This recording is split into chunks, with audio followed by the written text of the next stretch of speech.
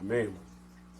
Nesse momento, irmão, eu quero estar fazendo uma oração junto com meus irmãos, para que nós possamos entrar no estudo da palavra do nosso Deus, onde nosso irmão Cristiano vai trazer uma palavra pequena, mas de encontro às nossas necessidades, com gosto dentro dos nossos corações, para que nós possamos entender qual é a vontade de Deus. Amado eterno Deus, Pai Poderoso, através do Teu poder, a Tua graça, da Tua misericórdia, nos apresentamos diante da Tua presença nesse culto de doutrina, onde nós precisamos aprender da Tua palavra, Pai amado, que essa palavra venha entrar nos corações daquelas pessoas que estão ouvindo, Pai amado, pela Tua infinita misericórdia, pela Tua graça e pelo Teu poder. Nós sabemos que é pela Tua graça, é pelo Teu poder, é pela Tua misericórdia que nós louvamos, nós bendizemos, nós engrandecemos o Seu santo nome nesta noite, Pai amado, segundo a Tua misericórdia. Desde já agradecendo pelo nosso irmão Cristiano que se prontificou a fazer esse estudo, segundo a Tua misericórdia da palavra de Deus, onde Ele fala conosco, através do Espírito Santo, que nós possamos saciar a nossa alma, através da Tua misericórdia e da Tua graça. Fala conosco, Deus, através do Teu poder e da Tua graça, e que essas palavras possam ficar taxadas na tábua do nosso coração. Amém. A paz do Senhor, irmãos. Eu agradeço a Deus primeiramente pela oportunidade e agradeço também a confiança dos irmãos. Eu quero nessa noite compartilhar um texto da palavra de Deus que se encontra na carta de Paulo a Filemon. Para facilitar um pouco a localização dos irmãos, a carta de Paulo a Filemon está depois da epístola de Paulo a Tito, uma epístola conhecida como epístola pastoral, e antes da carta aos Hebreus. A história que está registrada na carta de Paulo a Filemon é muito interessante e ao mesmo tempo também muito edificante. Você vai observar que no texto o autor, aqui no caso o apóstolo Paulo, ele cita vários personagens, mas nós podemos tirar 3 personagens e podemos considerar como se eles fossem 3 personagens centrais da história. O primeiro é Filemon. Quem era Filemon, para quem Paulo direciona a carta? Filemon era um senhor de escravos da igreja de Colosso. Depois nós temos um outro personagem que se chama Onésimo. E quem era Onésimo? Onésimo era um escravo que pertencia a Filemon. E por fim nós temos o apóstolo Paulo. Mas há um detalhe nessa história. Onésimo, ele era um escravo que pertencia a Filemon, mas ele é um escravo fugitivo. Ele é um escravo que foge da casa do seu senhor, Filemon, e vai para Roma. Ele morava em Colossos, possivelmente junto lá com Filemon, seu senhor. Não se sabem, os especialistas não sabem, os estudiosos não sabem o motivo pelo qual Onésimo foge da casa de Filemon. Não se sabe se ele furtou, se houve algum tipo de violência. O que se sabe, o que é fato, é que ele foge e vai para Roma. Em Roma, Onésimo tem um encontro com Paulo, o grande apóstolo Paulo, o missionário Paulo, que alguns consideram essa nomenclatura para Paulo como missionário, porque ele é o que vai levar o cristianismo por toda a região da Europa, primeiro ali pela Ásia Menor e depois vai expandindo até chegar, alguns dizem, até a Espanha. Fato é que num desses encontros que Onésimo tem com Paulo, e é bom lembrar que Paulo nesse momento está preso naquela prisão domiciliar, ele fica 2 anos preso. É nesse momento que Onésimo tem um encontro com Paulo. E não sabemos dizer também quantos encontros eles tiveram, mas o que se sabe é que Onésimo se converte e se torna um cristão por meio das palavras de Paulo. E o que acontece? Ele se torna agora um cristão por meio das palavras de Paulo, mas ele precisa resolver o seu passado, porque Onésimo havia fugido da casa de seu senhor. E vale lembrar que Paulo também conhecia muito bem Filemon, e possivelmente Filemon também era um convertido do apóstolo Paulo. Possivelmente Filemon se converteu por meio das palavras do apóstolo Paulo. E o que acontece? Paulo tem uma afeição muito grande por Onésimo, e quer ajudá-lo. E qual é a ideia de Paulo?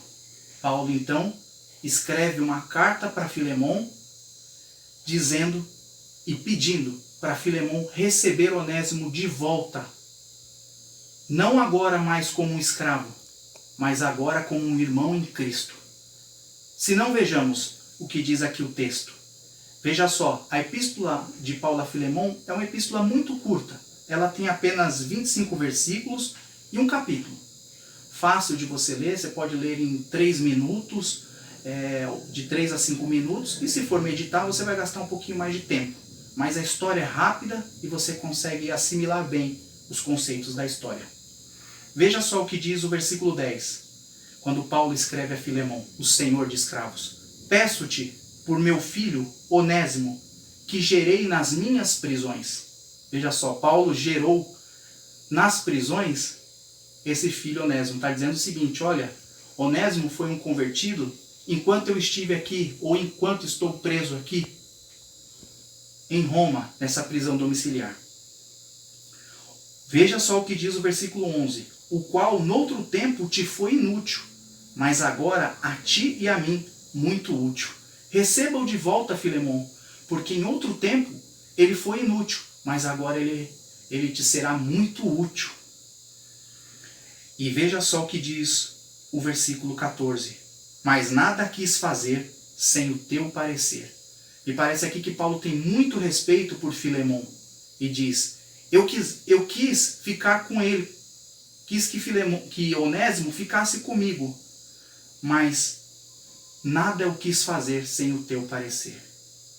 Receba-o de volta, veja só o versículo 16, como nós já dissemos.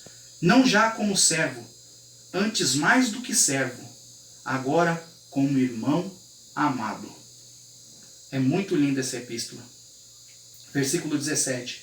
Assim, pois, se me tens por companheiro, recebe-o como a mim mesmo. Paulo está dizendo, olha, se você me tem por companheiro, recebe a Onésimo como se você estivesse recebendo a mim mesmo. E aí, nós chegamos agora no versículo 18, que para mim é o ápice da carta, é o ápice da epístola. E se algum dano ele te fez, se alguma coisa ele te causou, Paulo diz assim, como se Paulo estivesse batendo no peito e dizendo, olha, põe isso na minha conta. E o versículo 19 corrobora com isso, dizendo, eu, Paulo, pagarei se Onésimo te fez algum mal. O que isso nos lembra? Que toda a Escritura aponta para Jesus. Toda a Escritura, de Gênesis a Apocalipse, qualquer versículo que você ler, esses versículos apontam para Jesus Cristo. Porque este é o objetivo de toda a Escritura, apontar para Jesus. E essa história nada mais é do que talvez uma sombra do que é o verdadeiro. Por exemplo, Paulo aqui é uma tipologia de Cristo, um substituto. É aquele que vai pagar a conta de Onésimo. E nós lembramos bem do que o nosso Salvador fez por nós. Ele pagou a nossa dívida, pagou a nossa conta. Esse é o objetivo da epístola, apontar para isso. Apontar que, como Paulo pagou a conta de Onésimo, Cristo pagou a nossa conta. Para finalizar, eu quero ler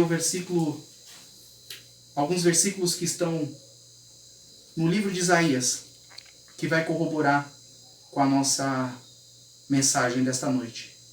Verdadeiramente, ele tomou sobre si as nossas enfermidades e as nossas dores levou sobre si.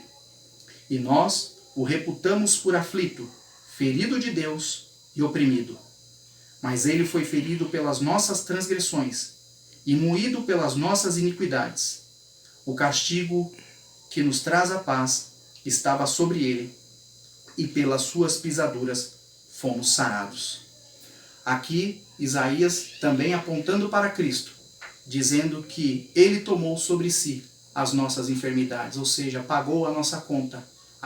A exemplo, a modelo do que Paulo fez com Onésimo, Cristo paga as nossas dívidas. Eu agradeço a minha oportunidade e espero ter colaborado com os irmãos. Agradeço muito a igreja O Brasil para Cristo Água Funda 2, que tem acolhido a mim e a minha família. Agradeço muito essa oportunidade, em nome de Jesus. Amém. E agora, irmão, vamos orar para agradecer a Deus por essa palavra, por esse momento que nós passamos. E dizer a Ti, Deus, muito obrigado por tudo e por todos, por tudo aquilo que nós estamos fazendo. Sabemos que não somos, ó Deus, profissionais, mas nós temos, ó Deus, o Espírito Santo nos impulsionando para fazer a Tua vontade, segundo a Tua misericórdia, segundo a Tua graça. Capacita cada um de nós para fazer a Tua obra, segundo a Tua misericórdia, nos dando, Pai, sabedoria do alto, Pai, para que nós possamos fazer conforme a Tua vontade. Fica conosco, Deus, e nos abençoe, no nome do Pai, do Filho e do Espírito Santo de Deus. Amém. Que o amor de Deus, a graça de nosso Senhor Jesus Cristo, a comunhão e a consolação do Espírito Santo de Deus esteja com cada um de nós e com todo o teu povo espalhado na face da terra, desde agora e para sempre. Amém.